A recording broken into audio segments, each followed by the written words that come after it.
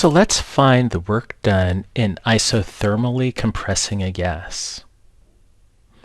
A 2,000 cubic centimeter container holds 0.10 moles of helium gas at 300.0 degrees Celsius. How much work must be done to compress the gas to 1,000 cubic centimeters at constant pressure and constant temperature? For us, we're going to focus on part B, constant temperature, which is an isothermic process. Let's begin with a simple sketch depicting our situation.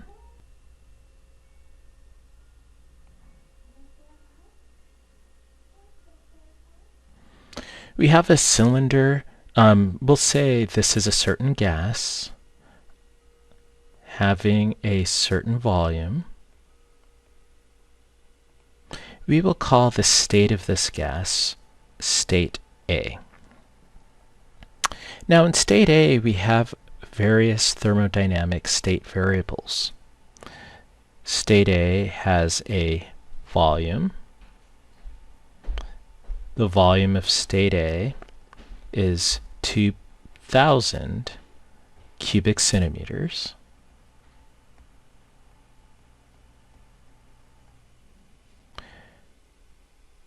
Pressure at state A is unknown. Temperature at state A is 300 degrees Celsius. And the number of moles in state A is 0.10 moles.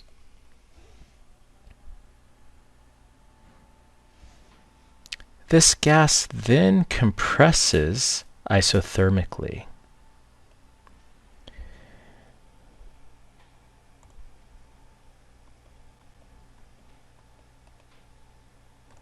So this is a new thermodynamic state, which I will call state B. State B has a certain volume. The volume in state B is 1,000 cubic centimeters, which is 1/2 the volume of state A. We have a pressure in state B, which is unknown. We have a temperature in state B, and we do know that this is an isothermic process, so the temperature at state B is equal to the temperature at state A. And we have the same number of moles.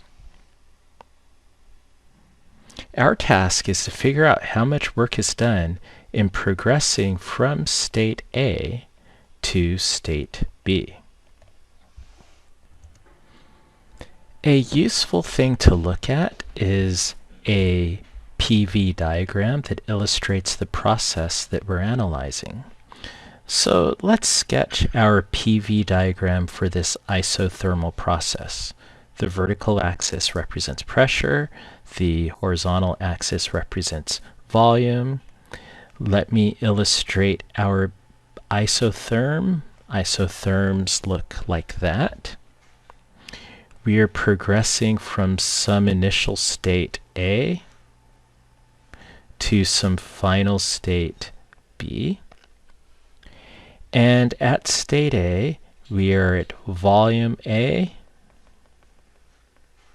pressure A, and at state B, we are at volume B, pressure B.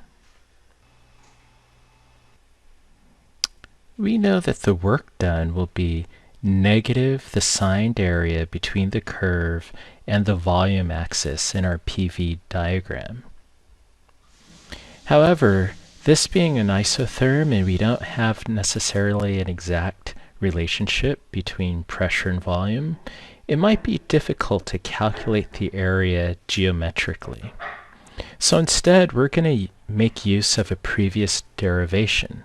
And that previous derivation said the work done isothermically as a process goes between two states is equal to minus the number of moles times the gas constant times the temperature of the isotherm times the natural log of the final volume over the initial volume.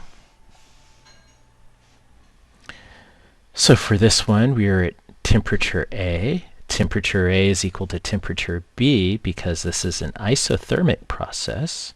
So this gives us minus nR, temperature of state A. Natural log of the final volume is equal to 1/2 the initial volume divided by the initial volume. Algebraically, we could cancel those volumes. So the work done from A to B is equal to minus N, number of moles, times the gas constant, times the temperature of our isotherm, times the natural log of 1/2.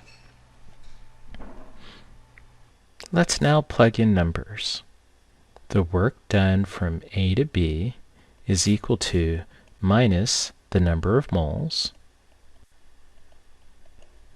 times the gas constant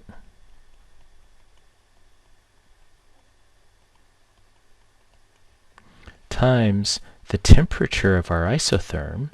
Now our isotherm is at 300 degrees Celsius.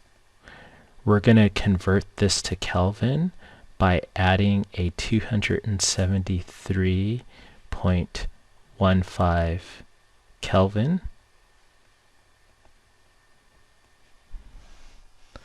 times the natural log of 1/2.